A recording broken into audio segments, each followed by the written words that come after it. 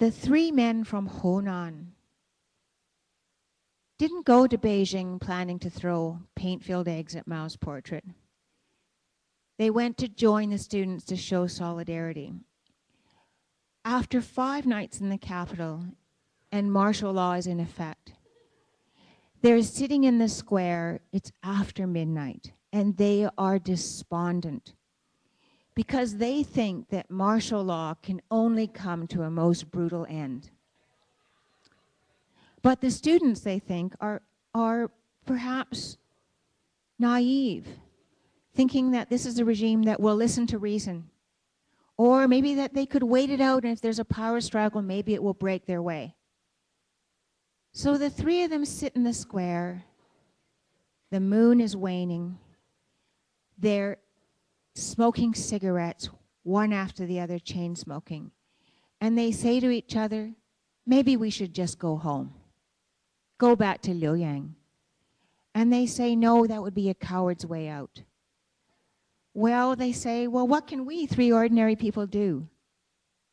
Well, they're smoking, despairing. And then one of them says, we could burn ourselves alive in the square. That would wake up the students. And they say, no, no, the regime will just label us as 3 insane men. So they sit, and then under the light of the square and the moon, they stare across and they see Mao's portrait lit at night, staring back at them. And that's when they get the idea that they will deface Mao's portrait. So the next day, when they've planned their act, the food vendor is their last stop. Their second to last stop is the post office. Because the night before, when they're thinking, well, what could happen to us if we deface Mao's portrait? What could be the worst? And they decide the worst could be that they would be shot on the spot, because surely there are plainclothesmen in the square. Were they willing to die for it? They all say yes. So they decided that the next day they will write a last communication to their families and drop a letter at the post, in the post. So at the post office, one of them who's planned their act says they've got 20 minutes. One of them is a teacher, Yu Zhejian. In that 20 minutes, he writes one letter. He writes to his mother. And his mother has an eye problem. She's in hospital, and he's feeling badly that he didn't visit her. He was in such a rush to get on the train to Beijing.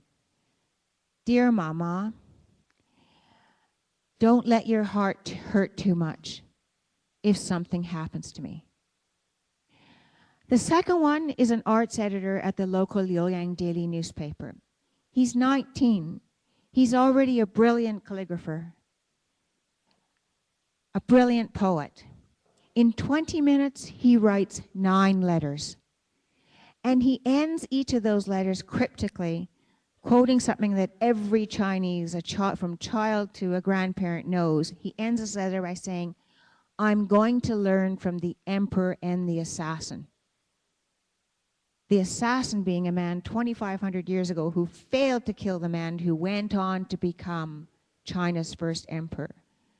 Known most recently for the Terracotta Army, but also known for a regime of brutality, burying scholars alive, burning books. Lu Cheng. He's a bus mechanic. He was educated during the Cultural Revolution. When he went to school, he would put a shoulder basket on his shoulder and he would heap mud into it and make bricks for his teachers' dormitories. He can't read and write well. A pen weighs heavily in his hand. He writes one letter to his wife. He writes, Dear Wang Ping, we're going to do something big. It might turn into something big. And then he's thinking, well, how should I end this letter? And he decides he should end it dutifully. So he says, please take care of your parents, my parents, and our young daughter. Well, he still doesn't have the right way to end his letter.